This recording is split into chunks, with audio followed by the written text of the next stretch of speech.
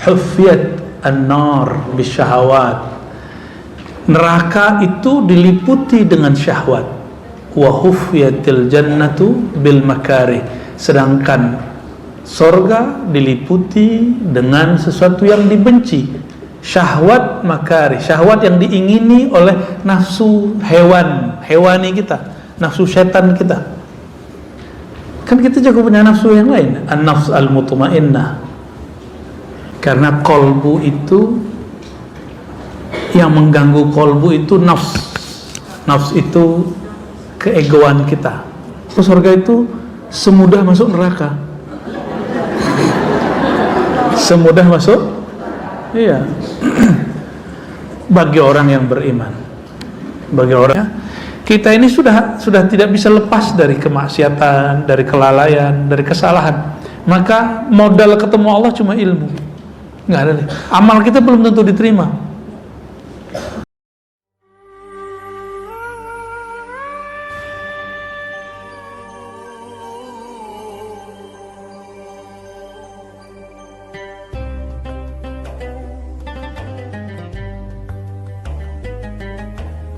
Di kitab ini saya pilihkan beberapa hadis saja, karena hadisnya sangat banyak,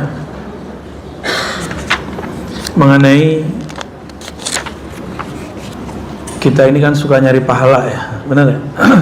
Saya biasanya jarang membahas pahala, karena ada hadis mengenai pahala. Kita merindukan pahala bukan karena pahala itu, tapi karena Rasulullah SAW yang memberi kabarnya ya. Seandainya tidaklah ada penjelasan baginda Rasulullah SAW, kita tetap juga akan mencari ilmu ya. Sebelumnya mari baca surah Al-Fatihah lagi, kita kirim untuk Nabi Muhammad SAW. Pengarang kitab ini Imam Abdul Mu'min Khalaf Ad-Dimyati, guru-guru kita, wabil khusus guru kami Kiai Ali Mustafa Ya'qub, begitu juga Syekhul Masyayikh kami ya, guru-guru kita di Tanah Haram seperti Syekh Muhammad Yasin Al-Fadani dan murid-muridnya, karena kita ngambil dari murid-murid beliau, dan Abu Yasid Muhammad Ali Al-Maliki, dan guru mereka yaitu Hasan Masyad Abdullah Al-Haji. Semoga berkah sanad-sanad mereka Allah limpahkan kajian ini menjadi kajian rahmat, amin ya rabbal alamin. Al-Fatihah. Bismillahirrahmanirrahim. Ya nasi siratal mustaqim siratal ladzina an'amta 'alaihim. Amin.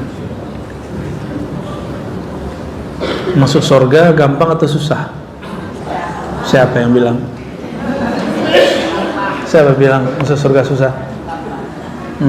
Itu Ustadz kurang piknik. Sorry ya. Itu Ustadz kurang piknik. Masuk surga itu semudah masuk neraka. Semudah masuk? Iya. Bagi orang yang beriman. Bagi orang yang ya.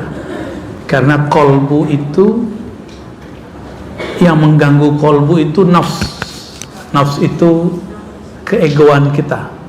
Ego kita yang mengatakan dia susah. Lagi mau tidur suruh bangun tahajud. Ego nggak tuh? Tuhan nih kayak perlu disembah aja. Allah nggak perlu disembah. Ruh kita yang perlu menyembahnya. Ya. Datang ke sini majelis ini dengan senang hati atau terpaksa? Semudah itulah masuk surga. Sesenang perangkat ngaji itulah masuk surga itu mudah. Bukan amin, beneran. Bismillahirrahmanirrahim. An Abi Nu'aim. Kalau di sini hadis ke-22, kitab Al-Muttajir Ar-Rabih ya. Kharraja Abu Nu'aim fi Riyadil Muta'allimin min tariq Al-Hasan an Abi Hurairah radhiyallahu ta'ala anhu. Ya. Imam Abu Nu'aim punya kitab Riyadul Muta'allimin, taman-taman ahli ilmu atau santri. Semoga kitab ini nanti dicetak ya, Riyadul Muta'allimin, dari jalur Sayyidina Al-Hasan Al-Basri. Beliau mengambil daripada gurunya sahabat Nabi Sayyidina Abu Hurairah radhiyallahu taala anhu. Apa kata beliau? Qala Rasulullah SAW, aku mendengar Rasulullah SAW bersabda, ma min rajulin ta'allama kalimatan aw kalimatain aw thalathan aw arba'an aw khamsan. Tidaklah ada seseorang belajar satu ilmu, satu kalimat saja atau satu bab saja, atau 2 kalimat atau 3 kalimat atau 5 kalimat, ini tergantung makomnya, ya. Mimma faradallahu ta'ala, di antara ilmu kalimat yang Allah wajibkan agar hamba tahu, berarti ilmu yang fardu ain atau fardu kifayah, 2. Ngaji begini fardu ain atau fardu kifayah? Ngaji itu wajib atau sunat? Serius? Alhamdulillah. Kalau ada orang bilang ngaji itu sunat, kita sunat di 2 kali, ya. Fayata'allamuhunna, lalu orang ini belajar 2, 3, 4, 5 kalimat tadi, illa dakhalal jannah, kecuali dia karena kalimat tadi pasti masuk surga. Mudah atau gampang? Ya. Ada yang maksa nggak kesini tadi? Happy nggak berangkatnya? Happy. Pulangnya harus happy, ya. Kalau kita disalib orang nggak boleh marah, ya. Ada orang ngeselin, ya senyum aja. Habis ngaji soalnya. Habis dapat nurul rahmah, rahmat dari Allah SWT. Kalau ada orang kurang santun sama kita, kita santun aja sama dia, ya. Itu calon-calon ahli surga. Ini kalau galak-galak di jalan, lah saya nggak yakin. Ini ahli neraka deh. Fama nasitu hadithan ba'da idh sami'tuhunna min Rasulillah SAW. Setelah itu, ternyata ini ada kisah lain yang tidak disebutkan di hadis ini. Setelah ini, setelah mendengar kalimat ini, kata Sayyidina Abu Hurairah, aku tidak pernah lagi lupa apapun yang Nabi kalamkan. Ya, ternyata dulu Abu Hurairah itu nggak tahu, mungkin kurang gizi itu apa, ya, karena beliau hidup susah. Tapi berkat mukjizat Nabi SAW, hafalannya kuat. Karena dia pernah nggak makan 2 hari, 3 hari, berarti kurang gizi, benar ya? Jadi sahabat tuh sudah biasa kurang gizi, tapi tidak menghalangi mereka untuk belajar. Sayyidina Abu Hurairah mengatakan, aku menghafal hadis tapi selalu lupa. Lalu Nabi SAW mengambil ridahnya. Jadi beliau ini orang Yaman, bukan Yaman juga, ya, Najd bagian selatan, ya, utaranya Yaman. Suka pakai rida. Biasanya saya bawa, tapi saya lupa bawa tadi. Rida yang selendang, ya, shawl. Tapi shawl orang Arab lah. Tapi saya lebih senang sekarang pakai shawl Nusantara. Ya, ala batik gitu, atau ala timur gitu, senengnya. Ya, kita punya rida sendiri, punya shawl sendiri. Beliau makainya agak kenceng. Lalu Nabi mengatakan, ubsut rida'aka, wahai Abu Hurairah, lapangkan ridakmu, jadi jangan terlalu kenceng ke leher. Akhirnya dia lapangkan. Semenjak saat itu, kata beliau, aku tidak pernah lupa hadis-hadis Nabi SAW. Apa hubungannya melapangkan pakaian dengan hafalan? Itu disebut ad-du'a birrumus. Ini istilah dari Kiai Mustafa Yaqub, doa dengan simbol. Nah, ini banyak dilakukan oleh orang-orang negeri kita. Misalnya orang kalau mau bikin rumah terus taruh pisang, itu doa birrumus. Itu bukan syirik, ya. Yang nggak paham bilang itu syirik, ya. Mana dalil yang mengharamkannya? Boleh, ada yang nggak mengharamnya?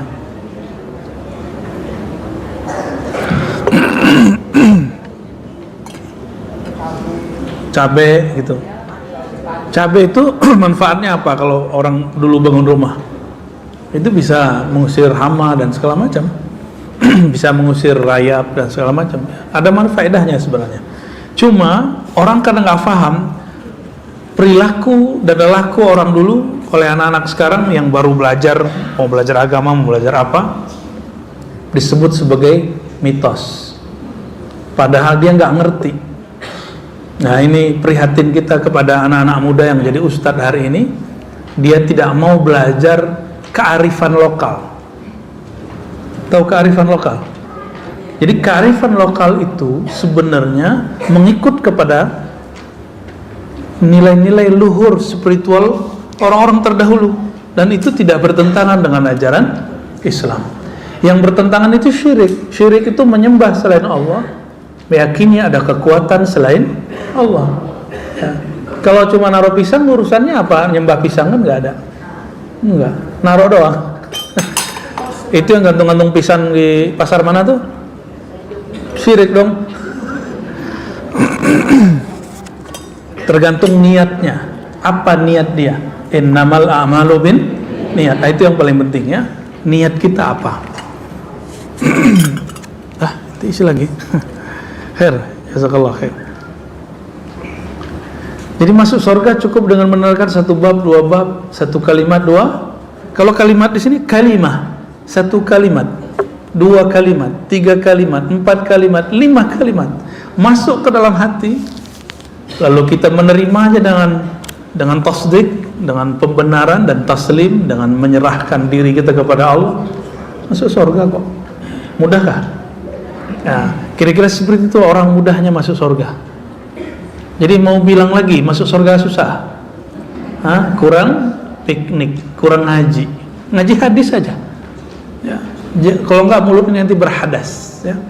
Lalu bagaimana riwayat An-Nasa'i bahwa hufiyat an-nar bisyahawat, neraka itu diliputi dengan syahwat, wa hufiyatil jannatu bil makarih, sedangkan surga diliputi dengan sesuatu yang dibenci, syahwat makari, syahwat yang diingini oleh nafsu hewani kita, nafsu setan kita. Kan kita juga punya nafsu yang lain, an-nafs al-mutmainnah. Ya. Jadi orang yang menyebut itu sulit, itu karena yang ngomong itu bukan manusia, yang ngomong itu adalah Sayyidina Jibril. Sayyidina Jibril diperintah Allah, "Hei Jibril, kamu keliling ke surga. Hei Jibril, kamu keliling ke neraka." Lalu ditanya oleh Allah, Allah Maha tahu jawabannya. Menurutmu surga itu gimana? Ya Rabb, ya. Tidaklah ada orang melihatnya, mengetahuinya, kecuali menginginkannya. Cuma sayang, hufiyat bil makarih, diliputi dengan hal-hal yang tidak disuka oleh nafsu. Malam tadi jam 3 bangun, nafsu kita bilangnya apa? Tidur. Betul nggak? Tapi kalau nafsu mutmainnah bilangnya apa? Jadi Jibril itu masih punya konsep manusia itu, karena beliau oleh malaikat. Manusia itu dominan nafsiyahnya, egonya, syahwatnya. Itu seperti konsep Jibril dulu ketika ditanya dan para malaikat, "Wahai malaikat, aku akan ciptakan khalifah di muka bumi." Lalu apa kata malaikat? Malaikat ini gak pernah memandang kita ini seperti yang sebenarnya, kecuali para nabi. Apa kata para malaikat? Apakah engkau ingin menciptakan di muka bumi perusak dan penumpah darah? Kenapa tidak kami saja? Kira-kira begitu. Kami ini banyak tasbih, banyak zikir. Tuh, malaikat ngomong begitu. Jadi malaikat itu juga ada sedikit nafsiyahnya. Ego malaikat disebut an-nafs al-malakutiyah, ego kemalaikatan, ego nur. Orang punya nur itu masih ada egonya. Dia merasa lebih baik dari orang lain. Tapi karena malaikat diciptakan begitu, nggak apa-apa. Kita kan bukan malaikat. Itulah sebabnya orang yang diberi hijab nur. Apa arti hijab nur? Ilmu dan amal. Ilmu dan itu sering bergaya kayak malaikat, kayak sok suci, padahal dia bukan malaikat. Malaikat itu suci, wajar bicara begitu. Kita ini nggak pernah menjadi orang yang benar-benar suci. Yang mungkin kita hanyalah mutahharun, disucikan oleh Allah Subhanahu wa ta'ala. Ya.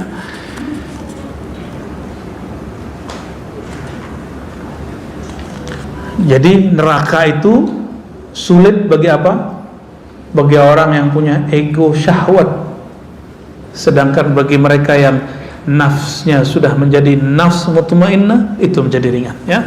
Bismillahirrahmanirrahim. Hadis yang berikut diriwayatkan dari Ibnu Majah min Tariqil Hasan, juga dari Abu Hurairah radhiyallahu taala anhu, qala Rasulullah sallallahu alaihi wasallam, afdhalus sadaqah. Ini sedekah paling tinggi. Tapi jangan kemudian kamu ngeluarin duit. Pusing nanti Ustadz Karnali, ya.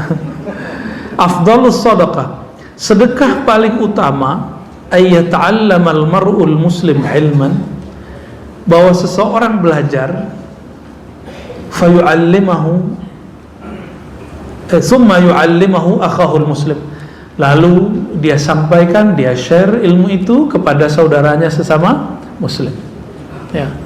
Makanya orang paling kaya itu bukan orang berduit, orang banyak ilmu. Kenapa? Karena dia setiap saat bisa bersedekah dan gak perlu mikir-mikir, ya. Udah kayak gitu, pulang-pulang dikasih honor lagi. Jadi enak banget tuh orang dikasih ilmu oleh Allah Subhanahu wa ta'ala, ya. Cuma biasanya kalau saya di masjid yang dia fundraising untuk pembangunan, saya balikin aja tuh honornya. Kadang-kadang masjidnya modus juga, ya. Gak tega kita mau nerima, ya. Hadis berikut dari Abu Dzar, lebih mulia belajar satu ilmu atau sholat 100 rakaat? Oh ya, sudah gak usah baca hadisnya, ya. Pintar sudah. Sering dengar Riyadul Jannah? Apa arti Riyadul Jannah? Tadi hadisnya kita loncat lah, ya. Itu perkataan Abu Dzar mendengar Rasulullah SAW sholat 100 rakaat tidak lebih afdol daripada belajar satu bab ilmu, mengenal Allah Subhanahu wa ta'ala, ya. Karena orang tadi ngaji itu happy, kalau sholat beban. Ya enggak? Kalau sudah kenal Allah, sholat baru nggak beban, baru sholatnya lebih afdol. Orang alim sholat, alim billah, orang yang kenal Allah dia sholat, itu baru sehappy apa dia ngaji, sehappy itu dia sholat, baru sholatnya afdol. Paham, ya? Oke. Riyadul Jannah biasanya majelis zikir, itu di hadis Tirmizi.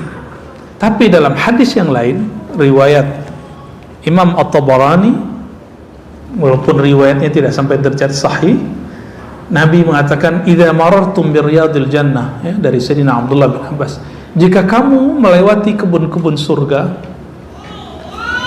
Nabi ngomong begitu kepada sahabat yang masih hidup di dunia. Berarti di dunia ada kebun surga? Ada kebun surga? Orang kalau kita main ke taman-taman, ke kebun-kebun, senang nggak? Senang. Saya pun senang. Ya, bahkan sengaja bareng kita pergi ke puncak naik motor aja bentar, ya, walaupun sekali doang. Wah, seru juga, ya. Biasanya pakai mobil, pakai motor lebih seru lagi. Apa kata Nabi? Idza marartum, jika kamu melewati kebun-kebun surga, berarti ini menyenangkan. Jangan hanya lewat. Di kebun ada buah, ada pohon yang berbuah, ada bunga. Kalau lapar, haus, ambil buah yang berair. Tapi kalau lagi jatuh cinta, ambil bunganya. Paham maksudnya, ya? Kalau lagi pengen bakar-bakar, ambil kayu kering. Itu cuma istilah aja. Jika kamu melewati kebun-kebun surga, fartau, maka petiklah. Berarti bolehkah memetik kebun surga sedari di dunia? Ini perintah loh. Ini perintah Nabi SAW.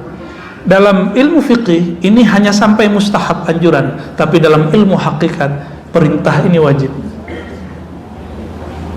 Perintah ini wajib. Ini baginda mengatakan, petiklah kebun surga sedari kamu di dunia. Nah, ada dua riwayat versi. Pertama, apa itu kebun surga wahai baginda Rasulullah? Lalu beliau menjawab, yang pertama halaquz zikr, hadis Imam Tirmidzi, yaitu halaqah zikr, orang keliling kelompok zikir.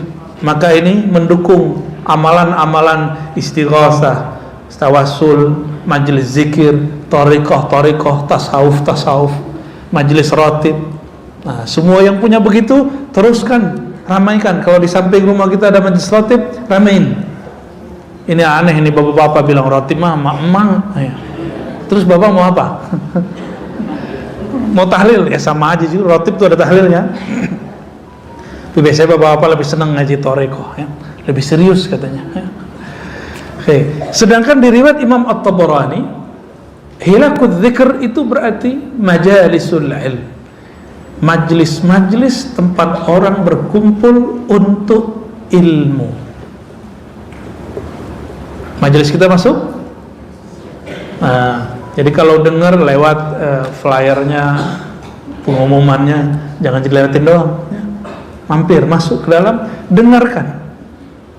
Ya. Coba lihat, kita kan Bapak Ibu ini hari ini hanya memetik. Ini sekarang lagi memetik. Tidak pernah membayangkan bagaimana pohon itu tadi tumbuh. Pohon itu dikasih gula atau dikasih pupuk bau, dikasih apa dia sehingga dia tumbuh? Disiram supaya bagus. Pupuk yang baik, pupuk organik, bukan pupuk urea.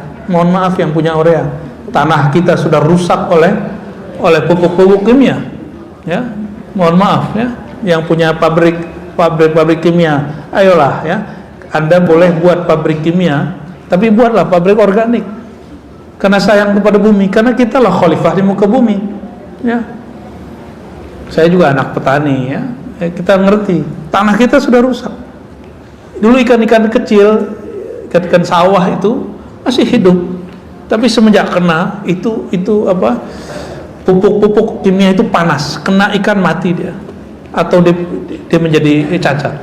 Ya, betul-betul luar biasa, gilanya luar biasa, ya. Kalau betul ini kita khalifah di muka bumi, mari kita rawat alam semesta, ya. Boleh, kita juga nggak larang orang buat pupuk kimia, mungkin sekarang belum siap, tapi siapkan juga pabrik-pabrik ini untuk buat pabrik yang organik, ya. Semoga ini terwujud di negeri kita. Aneh orang Indonesia ngimpor beras, aneh. Kita ngimpor kentan tuh aneh, ya. Saya beli bahan-bahan itu ternyata masih impor, ya. Dan ini aneh, negeri kita bahkan ngimpor ikan, ya kan? Aduh, naudzubillah min dzalik. Bapak Ibu yang makan Allah, kalau kita khalifah di muka bumi, ilmu yang kita pelajari tidak hanya ilmu agama, tapi semua ilmu itu ilmu Allah Subhanahu wa ta'ala. Maka majalisul ilm, seminar-seminar apapun yang membuat kita bergairah ngurusin bumi, itu ilmu tentang keagamaan. Karena salah satu tugas orang beragama adalah menjaga kelestarian alam. Hifzul bi'ah.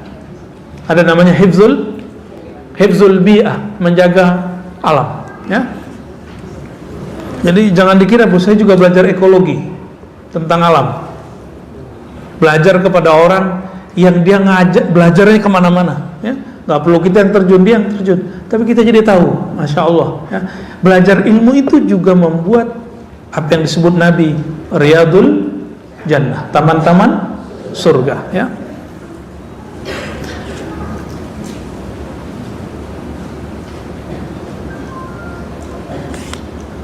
Al-hikmah dhalatul mu'min. Hadis berikut dari Abu Hurairah. Hikmah di sini ketepatan hati. Apa arti hikmah? Ketepatan hati memahami takdir Allah Subhanahu wa taala. Ya, memahami kehendak Allah, itu namanya orang yang punya hikmah. Dhalatul mu'min adalah pelita orang mukmin, maka dimanapun engkau mendapatkan ilmu itu, ya, fahuwa ahaqqu biha, maka dia lebih berhak mendapatkannya, ya. Hadis Qabisah Ibn al-Bukhari. Qabisah mendatangi Nabi Muhammad SAW dan umurnya sudah tua. Jadi Nabi punya murid yang orangnya sudah sepuh, sudah pelupa, sudah pakai tongkat, ya. Nabi SAW jika ada orang seperti itu maka belum menyapa, ma bika ya Qabisah, wahai Qabisah, ada apa denganmu, kok repot-repot datang? Nah, biasanya Nabi kunjungi mereka. Qultu kaburat sinni, ya. Wahai Rasulullah, tubuhku sudah lemah, umurku sudah tua. Fa'ataituka litu'allimani ma yanfa'uni. Mohon ajarkan aku meskipun sedikit, yang penting bermanfaat. Ya, ini belum ada kan yang pakai kursi roda kesini? Nggak ada kan? Qala ya Qabisah, wahai Qabisah, kata Nabi sallallahu alaihi wasallam, ma mararta bihajarin wala madarin wala syajarin illa astaghfara lak. Nabi nggak ajarin apa-apa, Nabi cuma mengajarkan keutamaan beliau datang. Apa kata beliau? Ini Bapak Ibu, ini kabar gembira dari baginda Nabi Muhammad SAW. Hadis Ibnu Ahmad, hadisnya Hasan. Walaupun di sini ada rawi yang tidak disebut namanya, cuma digabung dengan riwayat lain, hadisnya Hasan li ghairihi. Tidaklah wahai Qabisah, kamu melewati hajar, kerikil batu. Coba bayangkan jalan-jalan di Mekah. Sudah terbayang? Bebatuan naik turun. Sekarang yang Bapak Ibu lihat itu sudah pakai, wah, dulu Qabisah nggak begitu. Termasuk di Madinah, ya. Wala madarin wala syajarin illa astaghfar. Gak ada kayu, batu, pohon, apapun yang engkau lewati, kecuali semuanya memohonkan ampun untukmu, wahai Qabisah. Maka Qabisah semenjak saat itu, meskipun beliau sepuh, tapi termasuk orang paling awal datang ngaji. Kenapa? Karena dia merasakan getaran-getaran didoakan oleh pohon, oleh kerikil, oleh batu, oleh apapun. Jadi ibu tadi naik apa? Naik angkot, naik motor, naik mobil. Itu motornya bahagia bener itu. Jangan dikira itu motor nggak hidup. Dia ada spirit yang Allah titipkan di situ yang bertasbih. Ya. Tadi kena debu nggak? Kena debu, ya. Pantesan mukanya berdebu. Pakai bedak, pakai debu tuh. Dulu masjid fungsinya seperti madrasah. Meskipun kita tidak sanggup lagi seperti itu, masjid juga dulu sebagai istana Nabi, kantor Nabi. Sekarang kan sudah dipisah, kantor pemerintahan sudah sendiri. Maka kita tidak bisa samakan masjid zaman now dengan masjid zaman Rasulullah SAW, ya. Apa kata Nabi SAW? Man ghada ilal masjid, siapa yang berangkat pagi ke masjid, la yuridu illa ta'allama khairan, dia tidak menginginkan kecuali hanya belajar satu hal yang baik, au yu'allimahu, atau ingin mengajar. Nah, seperti saya ingin mengajar, kana lahu ka ajri hajin tam hajjatu, ya. Maka orang itu dapat pahala haji yang sempurna. Tapi haji sunnah, ya. Haji bukan hajatul Islam, bukan haji yang wajib. Bukan berarti yang belum haji, ya udah gua ngaji aja deh, nggak usah haji gitu. Nah, ini bisa menjadi jawaban untuk orang yang belum berangkat haji karena sudah daftar tapi masih 10-20 tahun lagi, ya.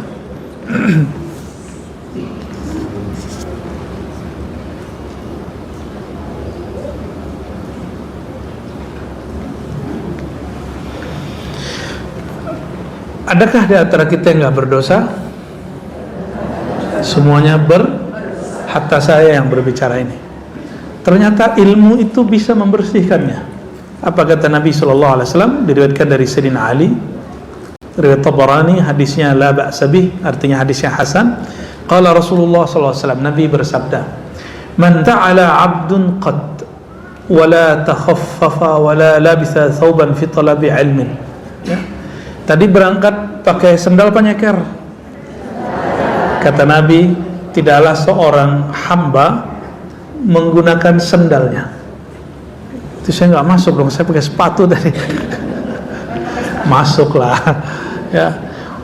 Wala takhaffafa, masuk, ternyata ada khuf pakai sepatu. Wala labisa thawban, atau dia pakai baju yang bagus. Maka kalau mau ngaji yang rapi, nggak mesti baju hari raya, rapi. Ya, jangan kalah lah kita mau kondangannya. fi talabil ilm, hanya untuk menuntut ilmu, illa ghufirat lahu dhunubuh, melainkan Allah ampuni dosa-dosanya. Tuh, cuma megang pakai sendal, ribet kan pakai sendal sampai keringetan. Mana sendalku? Tadi lariin kucing. Pakai baju, pakai sendal, pakai sepatu yang pantas untuk ngaji, itu bagi Allah Subhanahu wa taala. Allah melihat, ya Allah. Ya bukan ya Allah ya. Saya yang melihat. Ketika Allah memandang si hamba ini, ya hambaku, engkau betul-betul menghargai ilmuku. Jadi cukup lakukan sesuatu yang membuat Allah ridha, Allah senang, Allah punya perhatian sama kita. Jadi boleh cari perhatian Allah dan Rasulullah SAW. Maka guru-guru kami mengatakan, kamu gak boleh caper cari perhatian kecuali kepada Allah, Rasul, dan pewaris Rasulullah SAW. Ya. Mencari perhatiannya itu tergantung kemampuan kita. Ya. Kalau nggak berani cukup berdoa. Ya. Kalau nggak punya apa-apa ya udah doa aja dah.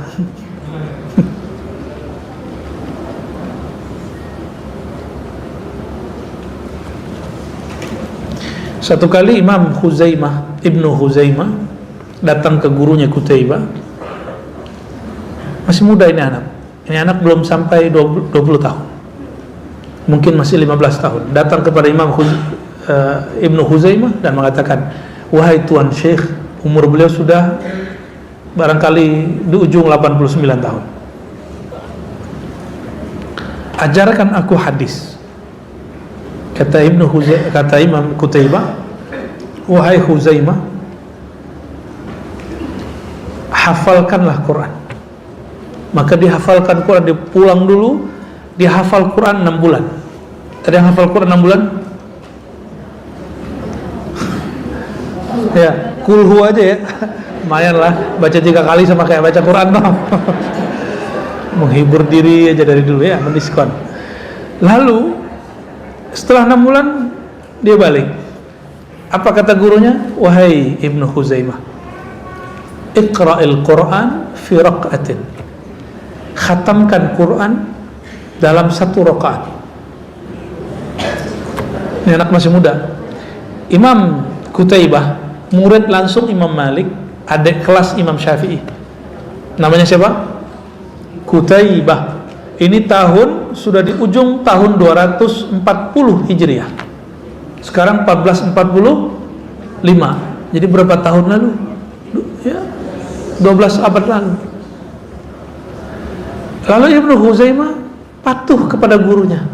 Berangkatlah dia, ingin mencari perhatian gurunya. Karena dia seorang santri, tidak punya apa-apa. Dia bukan orang yang berduit, dia bukan orang yang berkuasa, dia bukan orang yang punya otoritas.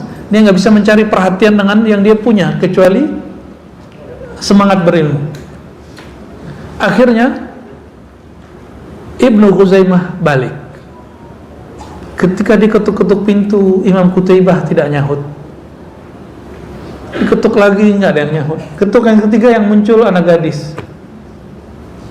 Bukan berarti dia jatuh cinta nih ya, nggak ada cerita cinta di sini. Dia nanya, wahai perempuan yang salehah, manakah guruku Qutaibah? Lalu si perempuan nunjuk. Ditunjuknya pas lihat kuburan. Gurumu sudah berpulang kepada Allah. Kira-kira gimana tuh, Bu? Saya pertama dapat hadis ini, riwayat ini, saya nangis. Ya. Ibnu Huzaimah kemudian sedih. Lalu dia datang ke kuburan dan dia sholat jenazah qadaan. Ya, itu boleh. Di kuburan itu boleh sholat jenazah. Kita belum sempat sholat jenazah, datang ke kuburan kita sholat jenazah di situ. Itu ada di Sahih Bukhari, ada di Sahih Muslim. Namanya qada, sholat qada. Ya. Kan sholat jenazah itu nggak pakai ruku sujud kan, maka boleh sholat jenazah di kubur. Akhirnya beliau datang sana sholat, dan dia nggak tahu apa yang beliau kalamkan. Di situ ternyata dapat dapat rahasia dari Imam Qutaibah. Apa itu? Imam Qutaibah dulu diperlakukan seperti itu oleh gurunya, cuma dengan cara yang berbeda. Orang yang mampu menghafal Quran 6 bulan, lalu mampu menghatamkan Quran 1 rakaat, itu dia lakukan mulai dari hafal, dia lakukan bisa menjadi 1 rakaat dalam 6 bulan, berarti setahun. Dia datang sudah tahun 241, gurunya sudah meninggal. Tapi setelah itu apa kata Imam Ibnu Huzaimah? Aku kalau dengar satu kalam dari guruku ahli hadis yang lain, guru mana saja, kecuali aku selalu ingat. Ma sami'tu haditsan illa hafiztuhu. Tidaklah aku mendengar satu kalam saja kecuali aku ingat sampai huruf-hurufnya, titik komanya. Kira-kira begitu. Itu berkah apa? Berkah disuruh menghafal Quran 6 bulan, lalu membaca Quran dengan hafalannya 1 rakaat. Ada yang sanggup begitu? Wajar. Ibnu Huzaimah ini murid Imam Bukhari, yang mana Imam Bukhari pun mau belajar kepadanya. Ya, Imam Bukhari punya murid. Jadi setelah itu beliau ngaji kepada Imam Bukhari. Tapi Imam Bukhari lihat ini orang udah banyak ilmu, maka dia mengatakan, wahai Ibnu Huzaimah, ajarkan aku beberapa hadis. Nah, guru itu gak boleh malu minta ilmu kepada muridnya jika muridnya lebih alim. Ya.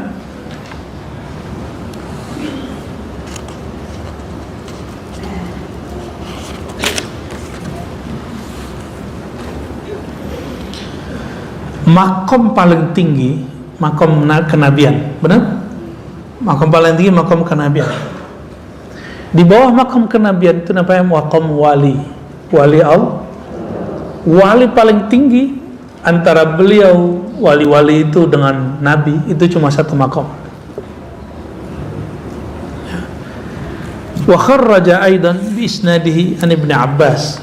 Imam Tabarani juga meriwayatkan daripada Sayyidina Abdullah ibn Abbas radhiyallahu ta'ala anhuma qala Rasulullah sallallahu alaihi wasallam, man ja'ahu ajaluh. Nah, ini pahit-pahit. Siapa yang ajalnya datang? Ya, kita kan nggak tahu siapa yang ajalnya datang. Jadi ajal itu bahasa Arab atau bahasa Indonesia? Ya. Wahuwa, nah, ajal itu bahasa Arab artinya waktu. Siapa yang datang waktunya, maksudnya waktu dia berpisah dengan badannya. Wahuwa yatlubul ilma, sedangkan dia sedang mencari ilmu, dia sedang berangkat mencari ilmu, dia sedang mengajarkan ilmu. Laqiya Allah wa lam yakun bainahu wa bainan nabiyyin ila darajatun nubuwah.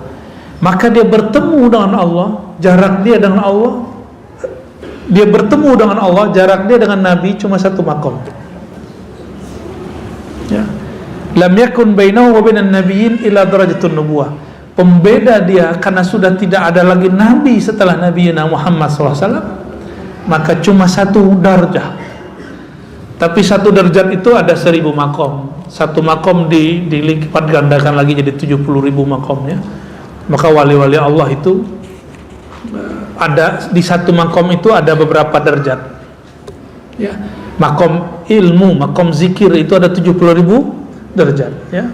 Antara 1 derajat dengan derajat lain itu juga sudah jauh. Coba bayangkan, ada orang meninggal, dia sedang menuntut ilmu, lalu ilmunya belum banyak, lalu dia ditaruh di belakang para nabi. Mau ketemu Allah dia taruh di belakang para nabi. Indah gak tuh? Pernah diundang orang penting gak? Enggak ya? Kasihan deh lo. Pernah diundang sama orang penting gak? Gak pernah ya? Ya sudahlah. Ada orang penting manggil kita di keramaian, pernah gak? Enggak juga, emang gak penting sih ya. Makanya punya ilmu. Nuntut ilmu lah ya, nuntut ilmu. Biar kita penting di sisi Allah Subhanahu. Kita di belakang, sembunyi dipanggil, kamu sini, sama orang alim ini. Ditaruh di depan. Suruh duduk di depan. Seneng gak? Ya. Kawan saya diundang oleh seorang menteri sholat Id. Diundang pakai kartu undangan. Dia duduk di sampingnya menteri. Pada menteri dunia loh. Senangnya bukan main kemana-mana cerita selfie, cetet. Padahal tadinya nggak nyoblos Jokowi.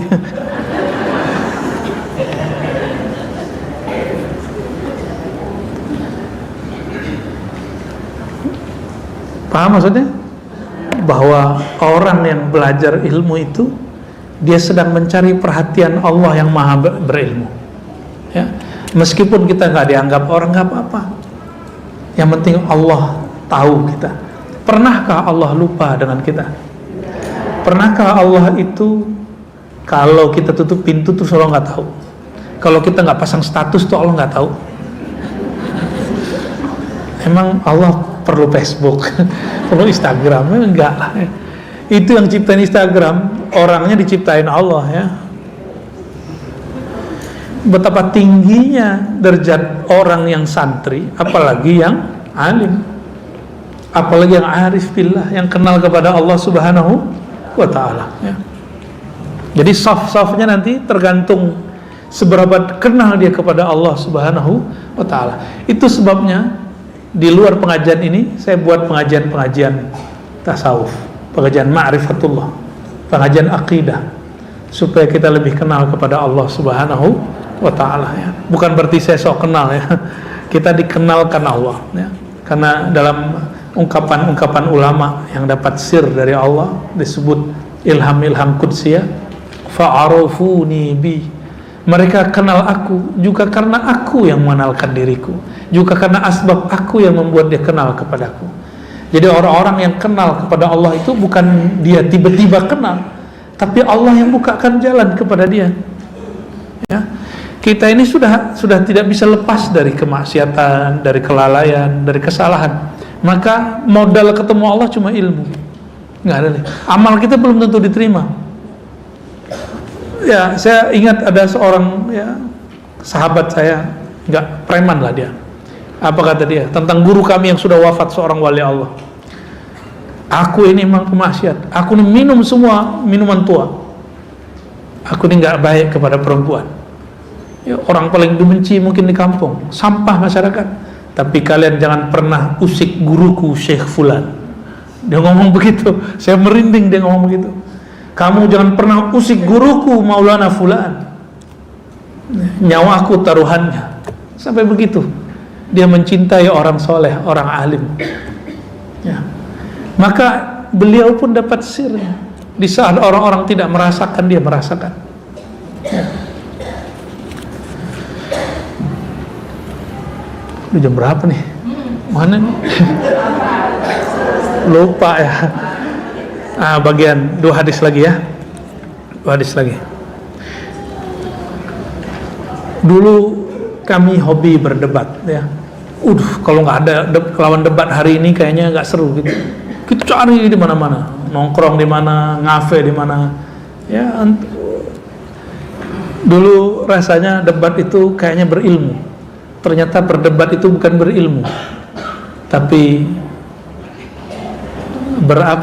berkesombongan. Nggak ada bahasa Indonesia begitu, ya. Malah ngerasanya belagu, nambah bacaan, nambah sombong. Jadi kalau ngomong di dalam kitab ini halaman sekian, Syekh Fulan berkalam, waduh, kayaknya girang mah tuh, ya. Terus kalau teman kita sok-sokan, ya, dulu ada orang ngomong gini di depan saya, Ghazali itu memundurkan umat Islam. Kita gregetan orang ngomong begitu, ya.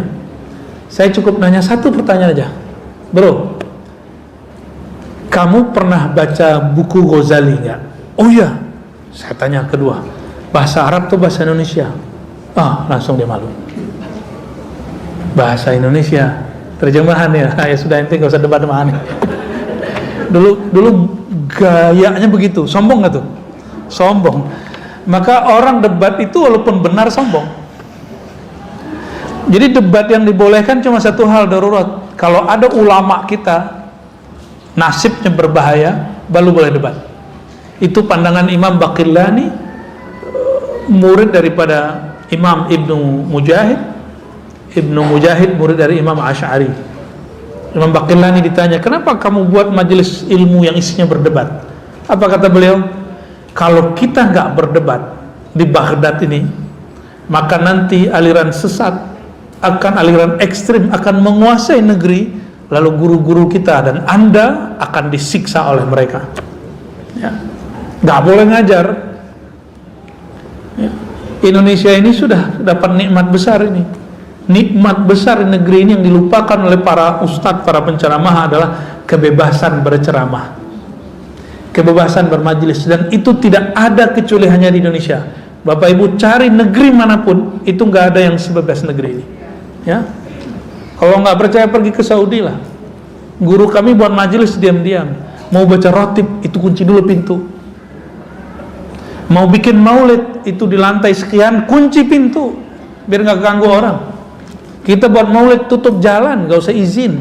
Orang maulid ini gue kualat nanti kalau lewat nyamping kita. Ya. Kecuali nggak paham ya bid'ah nih, ya. Begitu.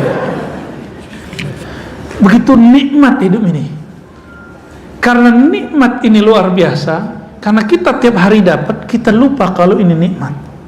Dan kapan orang sadar ini nikmat? Inda faqdiha, kalau nikmat ini dicabut lagi.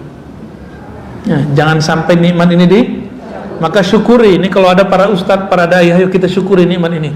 Kalau ingin mengkritisi siapapun, golongan lain, partai lain, capres lain, presiden, menteri, lakukan dengan wasiah bil haq dan wasiah bis sabar. Dua itu aja.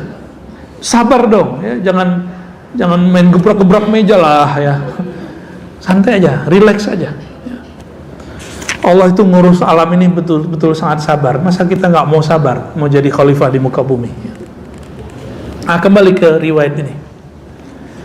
Berdebat itu salah satu yang tidak dianjurkan dalam perjalanan orang mencari ilmu. Ya. Kapan boleh debat? Kalau darurat. Ya.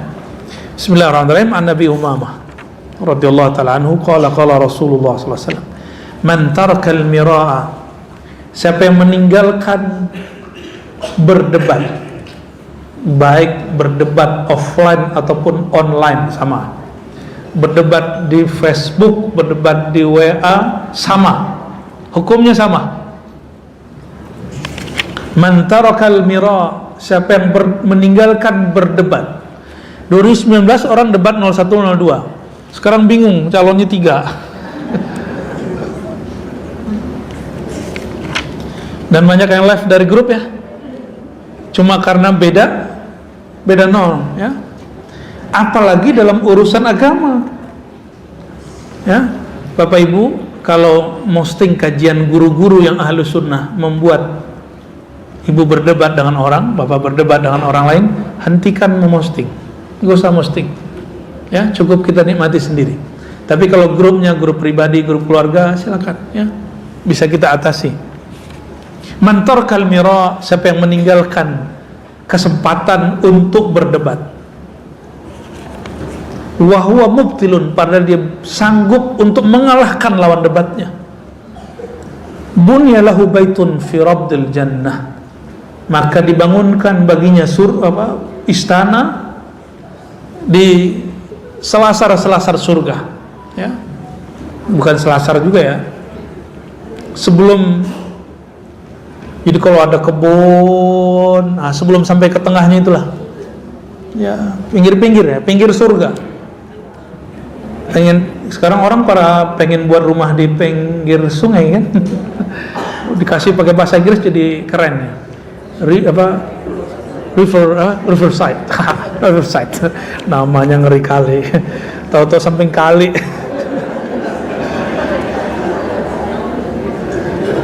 Kalau samping danau apa? Ya begitu-gitulah ya. Kena mainan marketing.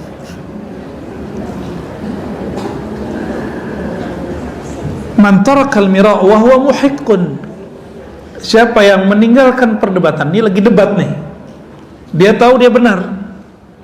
Kalau tadi belum debat, mau debat, dia tahu dia cara ngalahin orang gitu. Yang ini dia berdebat, selagi debat ngeliat orang ini kok ngotot ya, pokoknya kan ada orang ngomong gitu ya. Nah, wa huwa muhiqqun, dia tahu kalau kita ini benar, tapi orang di sono merasa paling benar. Bunya lahu baitun fi wasatiha. Lagi debat begitu, dia tinggalkan, maka orang seperti ini dibangunkan istana di tengah surga. Wa man hasuna khuluquhu bunya lahu baitun fi alaha. Siapa yang bagus akhlaknya, dihina, disalah-salahkan, dicaci maki, bahkan mungkin disesatkan, maka Allah bangunkan istana yang paling tinggi di surga. Ya. Pilih mana? Ini riwayat Imam Abu Daud, Ibnu Majah, Tirmizi, dan waqala Tirmizi haditsun hasan. Hadisnya hasan. Hasan itu sama dengan sahih dalam pengamalannya.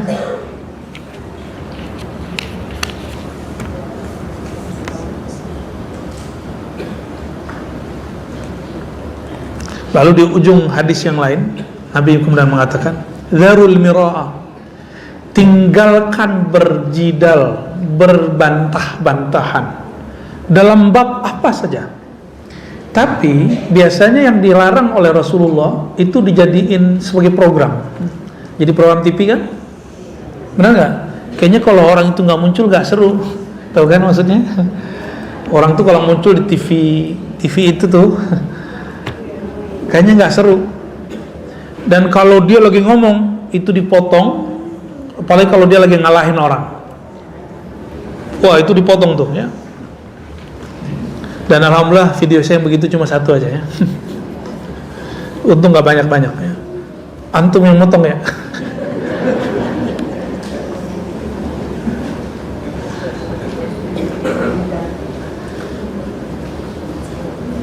Fa inna awwala ma nahani, ini di ujung hadisnya, sesungguhnya setelah bab tauhid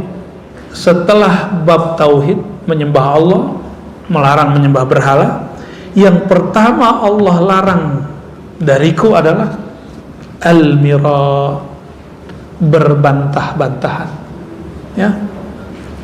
Tapi orang hari ini ngajar tauhid sembari bantah orang, benar nggak? Makanya kita nggak terima ya.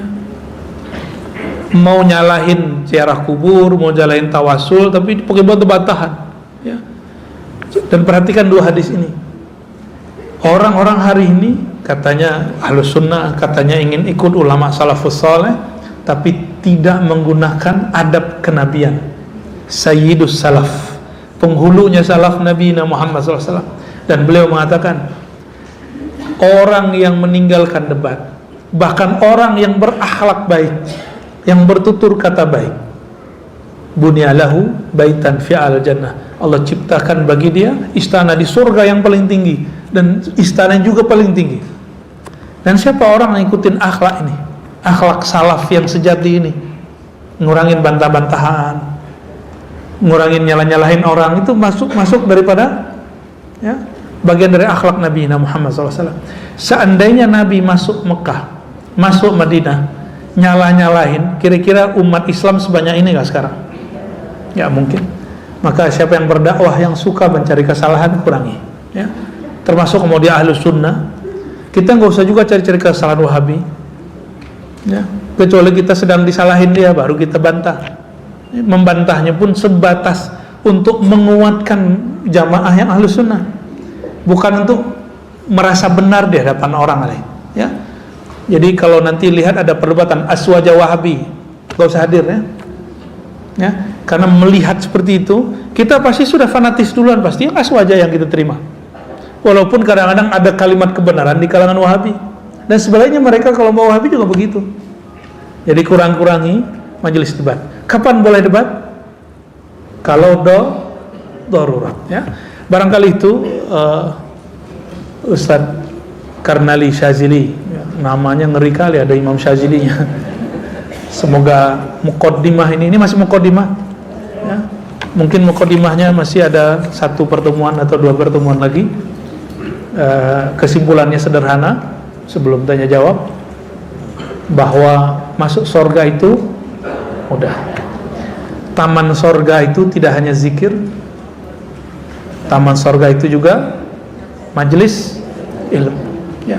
Semudah berangkat, seindah, sehappy pagi ini berangkat ngaji, insya Allah sehappy itulah masuk surga. Insya Allah. Ya, wallahu taala alam bis-shawab. Terima kasih Ustaz atas pemaparannya dan semoga bermanfaat kepada semua. Kan? Baik, kasih kesempatan waktu. Kita sebentar waktunya. Mungkin dari ibu satu, bapak satu ada wakilnya. Ya, baik. Ya. Sekarang kita semuanya. Assalamualaikum warahmatullahi wabarakatuh. Assalamualaikum warahmatullahi wabarakatuh. Nanti kalau pertanyaan mending pakai kertas. Iya. Next. Ilmu itu bisa membersihkan dan membersihkan. Ya. Ilmunya yang bagaimana, kemudian berkata seperti apa, berkalinya kepada mohon penjelasannya. Waalaikumsalam warahmatullahi wabarakatuh. Ya. Ilmu mampu menghapus dosa. Ilmu apa aja? Jawabannya, ya ilmu apa aja? Ya. Ilmu apa aja? Sebenarnya semua ilmu itu dari Allah Subhanahu wa taala. Ya. Pemisahan-pemisahan ilmu itu disebut dikotomi ilmu, tidak diridhoi banyak ulama. Bapak Ibu jangan kira saya belajar filsafat, saya belajar matematika, saya suka kimia, suka fisika.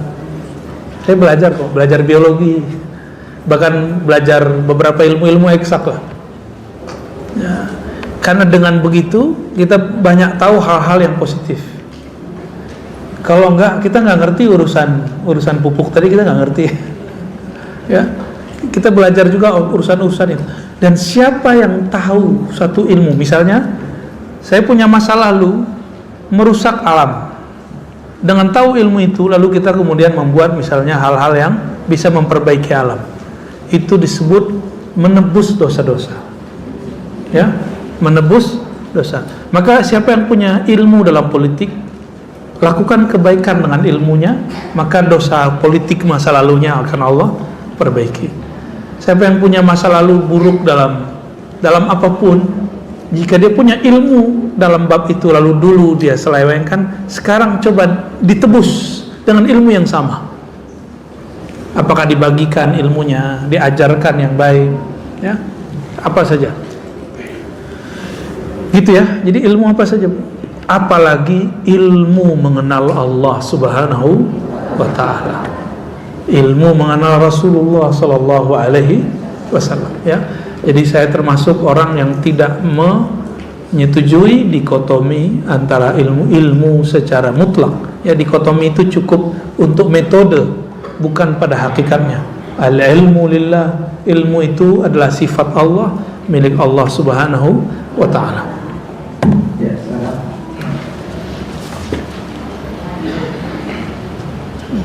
Assalamualaikum, Buya, mau nanya. Tadi kan Buya menyinggung masalah perdebatan, kalau misalnya yang meninggalkan perdebatan itu akan mendapatkan surga. Dan juga saya mau bertanya, Buya, sebagai mahasiswa khususnya juga dari lulusan Buya di Ciputat, di Jakarta. Nah, namanya perdebatan itu kan udah pasti hal yang sangat biasa, Ustaz. Dan juga kalau misalnya perdebatan itu bisa kalau meninggalkan perdebatan apakah bisa mendapatkan surga, jaminan surga. Kalau misalnya kita membenarkan kita sebagai yang merasa benar, Ustaz, kita melampirkan kebenaran. Nah, kalau misalnya tidak diperdebatkan, itu bagaimana jalannya lagi, Ustaz? Solusi. Oke, baik ya. Ada jidal mira, ada muzakarah. Yang dilakukan di kampus itu tujuannya muzakarah. Muzakarah itu sharing ilmu, makanya kalau di kampus-kampus nulis makalah lalu sharing. Ya, lalu bukan untuk disalah-salahkan, tapi untuk diperbaiki. Apakah mahasiswa kalau nulis makalah sempurna? Kan enggak. Maka ketika ada kawan dia mengkritisi, kawan dia memberi catatan, itu masukan sebenarnya. Jadi kalau nanti bukan di debat sebenarnya, dikritisi, oh terima kasih masukannya, nanti saya perbaiki, gitu aja.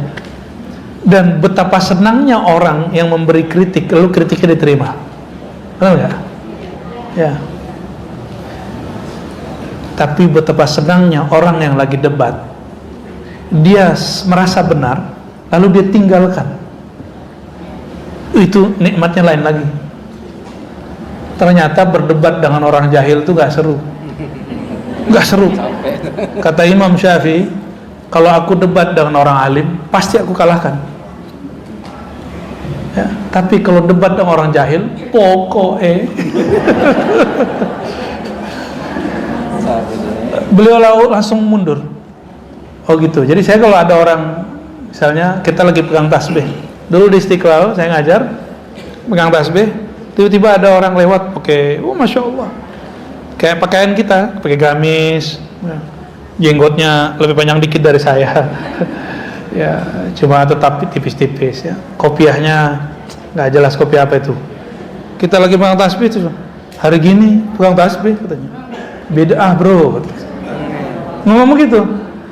Dia nggak tahu kalau saya pengajar di Istiqlal, karena waktu itu saya pakai celana, nggak pakai gamis. Oh makasih mas, ngomong gitu dong. Kita tinggal, padahal dia mau ngajak debat, dan bahagianya bukan main. Ya capek debat sama orang yang nggak ngerti. Kita udah sebutin riwayat 10 aja dia nggak percaya. Sama orang jahil itu nggak percaya dia. Pokoknya manhajnya tidak benar. Nah, ada kalau udah ngomong manhaj, terus manhaj yang benar gimana bro? Kita tanya satu hadis dia nggak bisa jawab. Ya, dari dulu debat itu orang selalu merasa benar. Saya ngetes ada orang yang sok tahu. Kita sebutin satu kitab. Kamu tahukah kitab Imam Musnad Abu Ya'la? Waktu itu Musnad Abu Ya'la belum sanggup dibeli oleh orang seumur dia. Dia bilang, oh saya sudah baca semua, dan tidak ada di situ. Ya kita senyum. Ya udah nggak usah debat bro. Kita tahu perpus dia bagaimana. Ya. Jadi, orang berdebat itu sering bohong, makanya Rasulullah nggak suka. Orang berdebat itu sering merasa benar, padahal kebenaran hanya milik Allah Subhanahu wa Ta'ala. Ya. Kita itu cuma ketitipan kebenaran, bukan orang yang punya otoritas kebenaran. Maka kalau ada orang tidak mempercayai kita benar, wajar, karena al-haq mir rabbik. Nah ini pegang ya, al-haqqu mir rabbik, kebenaran itu dari Allah. Yang layak disebut selalu benar, maha benar cuma Allah. Maka Allah bernama al-haq. Lalu kalau kita merasa sudah benar nih, masih dianggap salah sama orang, bahkan suami istri mungkin merasa benar, tapi kok merasa belum dianggap benar. Betul, kita ini bukan maha benar. Jadi jangan ngeluh terus ngomong, gua ini udah bener kok masih dianggap salah. Nah, itu orang sombong itu ya. Jangan ngomong gitu.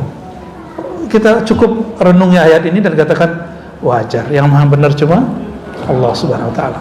Ya, barangkali itu kajian kita pada pagi ini. Ya, mau doa.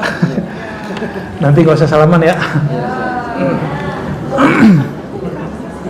Astagfirullahaladzim, mari kita doa.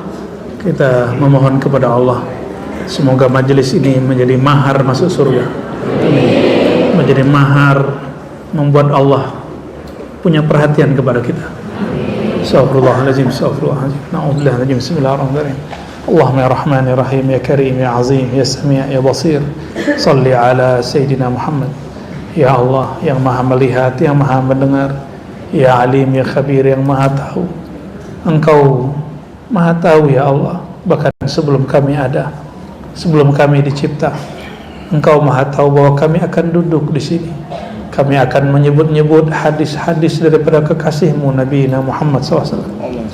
Sebagaimana Engkau tahu ya Allah, maka izinkan kami untuk mendapatkan pengetahuan mengenal Engkau, pengetahuan mengenal kekasih Engkau Nabi Muhammad SAW.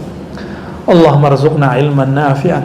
Ya Allah, curahkanlah ilmu yang bermanfaat masuk ke dalam diri kami, sehingga bermanfaat di setiap nafas kami, dan bermanfaat ketika nyawa berpisah dengan badan kami, bermanfaat saat kami masuk ke alam kubur, padang mahsyar, dan dihisab, dan sampai akhirnya Engkau meridhai kami masuk surga-Mu. Allahumma ya Allah, salli ala nabiyyina Muhammad. Sampaikan salam kami, rindu kami kepada Sayyidul Alimin, penghulu orang-orang yang paling tahu, orang yang paling berilmu, itu Nabi Muhammad sallallahu alaihi wasallam. Allahumma ya Allah, limpahkanlah cahaya kepada kalbu beliau, sehingga mengalir cahaya itu ke dalam kalbu kami. Allahumma ya Allah, kami tidak layak disebut sebagai penuntut ilmu karena masih ada sesuatu yang kami tuntut melebihi ini. Maka pagi ini ya Allah, ya musarrifal qulub wa ya muqallibal qulub, wahai yang mengarahkan kalbu kami, wahai yang mengubah kalbu kami, ubahlah hati ini, ubahlah jiwa ini dari mengejar dunia, mengejar akhirat, daripada mengejar akhirat, mengejar Engkau ya Allah. Allahumma ya Allah, jika ada niat kami yang tidak baik, jika ada niat terbersit untuk cinta dunia, cinta popularitas, cinta dikenal, cinta kekuasaan, maka ya Allah, bersihkanlah noda-noda ini di dalam kalbu kami. Allahumma ya Allah, hanya Engkaulah yang berhak dikenal, namun sertakanlah kami dalam namamu, ya man huwal awwalu wal akhiru, ya man huwa zahiru wal batin. Allahumma ya Allah, ya nur, ya nur, nawwir qulubana bi nuri ma'rifati. Ya Allah, izinkan nur ma'rifatmu menerangi kalbu kami, menerangi ruh kami. Allahumma ya Allah, nawwir buyutana bihubbika wa hubbi nabiyyika. Ya Allah, cahayailah rumah tangga kami, tempat tinggal kami, kampung kami, negeri kami dengan cinta kepada Engkau, cinta kepada Nabimu. Wa auzi' lana ya Rabbana asyukra. Ya Allah, bagikanlah satu sifat untuk kami, yaitu sifat syukur ya Allah, sifat berterima kasih kepada Engkau. Namun Engkau mengatakan ya Allah, tidaklah disebut bersyukur kepadaku sampai bersyukur kepada hamba-hambaku. Maka jadikanlah kami orang yang gampang menghargai orang lain. Ya Allah, ubahlah hati kami yang tadinya keras menjadi lembut, yang tadinya susah berzikir menjadi mudah berzikir, yang tadinya gampang marah menjadi penyabar, yang tadinya mudah tersinggung menjadi mudah untuk memaafkan. Ya Afuun, ya Karim, wahai yang maha pemaaf, wahai yang maha karim, pemurah dan mengalah, berikan kami dua sifat ini ya Allah, sifat pemaaf dan sifat mengalah. Allahumma ya Allah, terakhir kami memohon ya Allah, nas'aluka an tarzuqana al-istiqamah ala syaratiyatil gharra wa tariqatil bayda wal haqiqah al-muhammadiyah birahmatika ya arhamar rahimin. Ya Allah, kami memohon, takdirkanlah kami menjadi hamba yang istiqamah, yang selalu berjuang untuk kebenaran Engkau. Namun kami, jangan jadikan kami merasa paling benar. Ya Allah, jadikan kami istiqamah dalam syariat-Mu, dalam tariqah Nabi-Mu, dalam al-haqiqah al-muhammadiyah kekasih-Mu, sehingga kami wafat, kami menjadi an-nafs al-mutmainnah, jiwa yang tenang. Ya ayyatuhan nafsul mutmainnah, irji'i ila rabbiki radiyatan mardiyah, fadkhuli fi ibadi wadkhuli jannati. Wa nas'aluka ya Rabbana an tarzuqana as-sa'adah fid darain lana wa liwalidina ولأزواجنا ولذرياتنا وللمريدين والحاضرين والمستمعين برحمتك يا أرحم الراحمين والحمد لله رب العالمين.